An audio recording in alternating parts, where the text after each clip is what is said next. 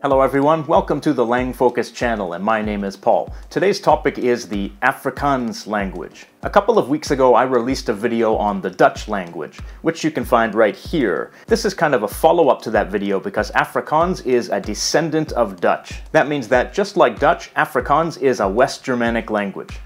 Afrikaans has a total of about 7.1 million native speakers, with 6.85 million of those in South Africa, and that's about 13.5% of the South African population. That makes it the third most widely spoken language in South Africa, and it's the majority language in the western half of the country. That means Northern Cape and Western Cape provinces. It's the native language of about 61% of white South Africans, and it's the native language of more than 3/4 of quote-unquote colored South Africans, about 3.4 million people. In South Africa, the term colored means people of mixed racial background. I didn't choose that term myself. It's also the native language of 4.6% of Asian South Africans. It's also the native language of 1.5% of black South Africans. That's about 600,000 people. And there are 10 to 15 million second language speakers in South Africa. In Namibia, it's the native language of 10 or 11% of people, including 60% of the white population. It's also widely used as a lingua franca, and most people can speak it as a second or third language. So, how did the story of Afrikaans begin? Dutch-speaking settlers arrived in southern Africa in the year 1652, when the Dutch East India Company set up a resupply station at Cape Town for its ships traveling to the Indian subcontinent and to Southeast Asia. Their goal was to get fresh water, food, and other supplies for their long sea journeys. When the local Khoisan people who speak Khoisan languages, were unwilling to meet the trade demands of the Dutch East India Company, the company drove them out of the area into the inland and replaced them with European settlers and with slaves from other parts of Africa. Most of the farmers, who were known as Boers, were former laborers of the Dutch East India Company, and most of them were Dutch, but some of them were French or German too. Upset with the conditions placed upon them by the Dutch East India Company, the European settlers began expanding inland so they could farm outside of the area controlled by the company. The Dutch East India Company wanted to prevent this inland expansion, so they outlawed the expansion, ended European immigration, and increased the number of slaves instead. Some of the slaves were brought from the Indian subcontinent and from present-day Malaysia and Indonesia. Britain seized control of the Cape Colony in 1815 and began to import British settlers. The British eventually took steps to eliminate slavery and to put heavy restrictions on the Boer farmers. Large numbers of Boers migrated further inland to escape British rule, setting up their own communities and encountering various native African communities along the way. After a series of conflicts with the British, called the Boer Wars, South Africa became a unified British colony until its independence in 1961. But this is Lang Focus. We're supposed to focus on languages. Why is all this history important? Well, it's to help you imagine the conditions under which the language spoken by those Dutch settlers changed and eventually became Afrikaans. Exactly how Afrikaans developed is a highly debated subject, with some people insisting that it's a natural, direct descendant of Dutch, while other people insist that it's actually a Creole language that arose when slaves and laborers attempted to learn Dutch. If you're not sure what Creole languages are, you can have a look at my video on Pidgin and Creole languages right here.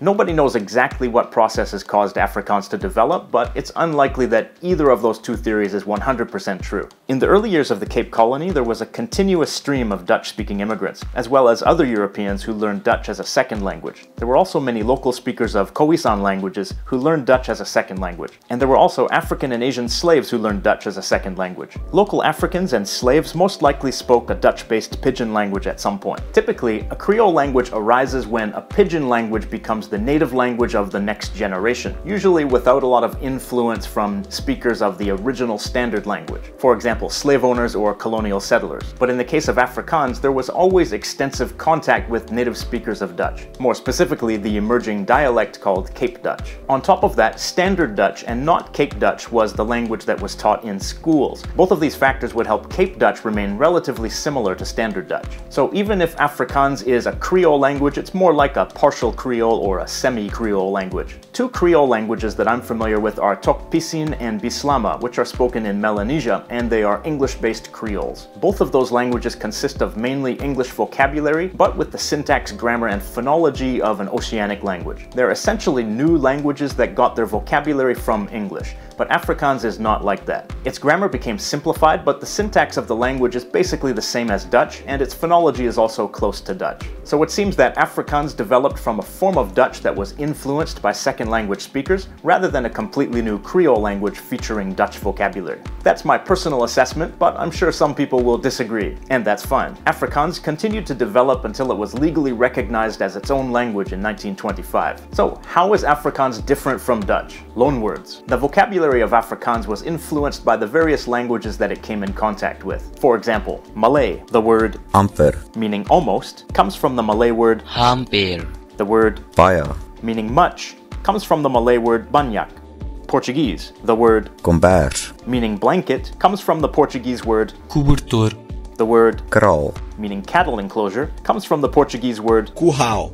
and we have a similar word corral in English. Khoisan languages. The words for a lot of things in the local African environment came from Khoisan languages. For example, plants and animals. This animal is called a kudu. kudu, But the overwhelming majority of Afrikaans vocabulary is Dutch, more than 90% or as high as 95%. Spelling. Afrikaans underwent some spelling simplifications to make the written language more reflective of the spoken language. I won't mention all the changes, but here are some examples. The Dutch digraph IJ, pronounced I, became just a Y in Afrikaans. So we have the Dutch word Prijs. which is spelled like this in Afrikaans. prys, But Dutch words ending with lijk, pronounced as lik, are spelled lik in Afrikaans. And that's a more accurate reflection of the real pronunciation. Lelijk. lelik, Dutch tion became sion in Afrikaans. So we have the Dutch word, Nationaal. and this became the spelling in Afrikaans. nationaal, These Dutch diphthongs, which are actually pronounced identically by many Dutch speakers, all became spelled OU in Afrikaans. So the Dutch words Vrouw. and Douw. are spelled like this in Afrikaans. vrou, dou, There are also some other spelling changes that represent new pronunciations in Afrikaans. For example, Afrikaans merged the Dutch consonants Z and S to a single sound, spelt S. So the Dutch word Zorg. became sorg, in Afrikaans. A similar phonetic change can also be found in the northern Netherlands, but it's not represented in writing, only in speech. Afrikaans also merged together the Dutch sounds represented by CH and G to a single sound spelt G. And again, a similar merging also happened in the Netherlands, but not in spelling, only in sound. In Afrikaans, when the G sound is preceded by an S, it is written as SK. So we have the Dutch word School. and the Afrikaans word. skool, Between two vowels, the Dutch G and V consonants are omitted in Afrikaans. Look at these Dutch words, Hoger. Regen. and now the Afrikaans equivalents. hoor, reën, Notice that the second vowel requires a diacritic so that we know to pronounce these as two separate vowels and not as one diphthong. There are many more spelling changes, but those are a few examples to give you a sense of how things changed. Verbs. The verb system in Afrikaans is quite simple compared to Dutch. First of all, the simple past isn't used except for 8 basic verbs. For all other verbs, the perfect tense is used instead, which is also possible in Dutch too. So here's the Dutch sentence meaning I watched. Ik keek. And now here's the Afrikaans sentence. ek het gekyk, So notice that we use the perfect tense in Afrikaans because there is no past tense. But this Afrikaans sentence is similar to the Dutch perfect tense sentence. Ik heb gekeken. But notice that the way the past participle is formed is a little different. Also notice that the form of the verb for have is different. These are both the present tense form of the verb meaning to have.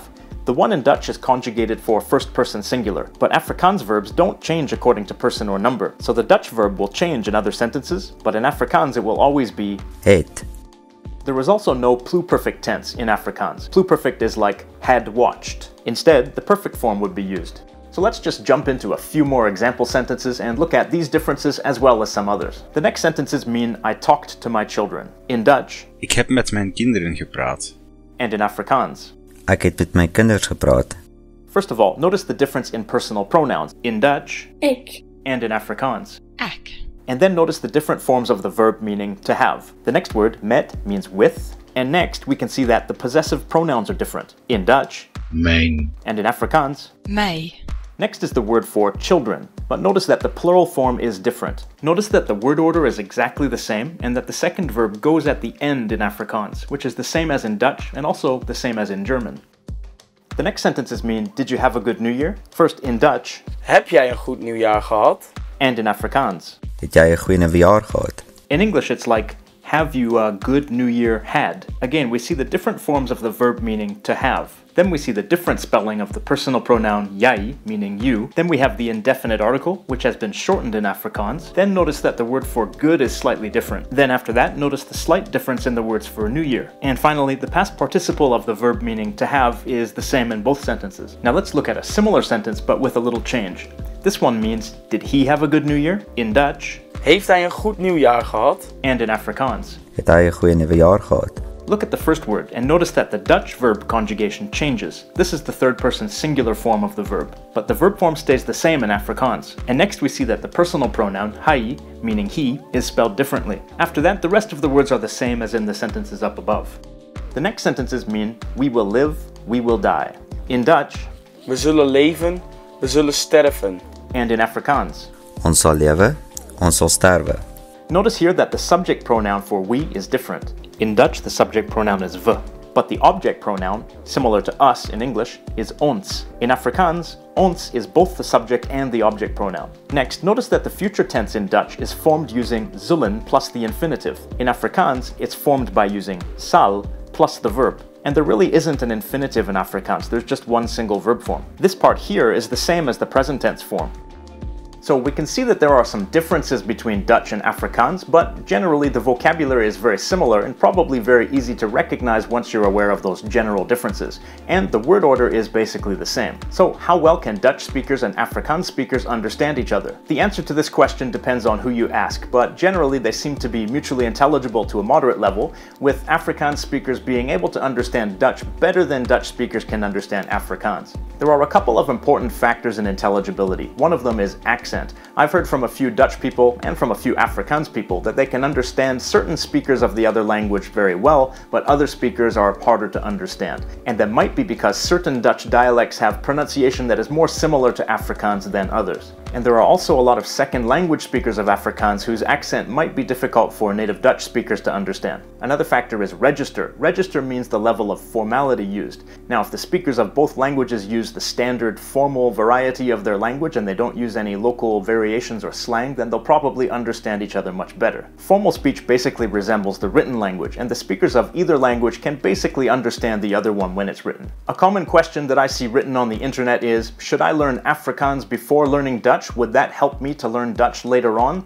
I would say that that's probably a bad idea to learn Afrikaans just because you want to learn Dutch later. It probably would end up confusing you when you learn Dutch later on, because Dutch is similar to Afrikaans but more complex. I would say that the best reason to learn Afrikaans would be because you have a deep cultural interest in South Africa and you want to spend some time in that country, or in Namibia. So the question of the day for speakers of Afrikaans and Dutch, how well can you guys understand each other? Leave your comments and your experiences down below. And for everyone else, I don't have a question of the day, so why don't you ask a question to the Afrikaans and Dutch speakers? That sounds good. Be sure to follow Lang Focus on Facebook, Twitter, and Instagram, and I want to say thanks to all of my Patreon supporters for continuing to make Lang Focus possible. Thank you for watching and have a nice day.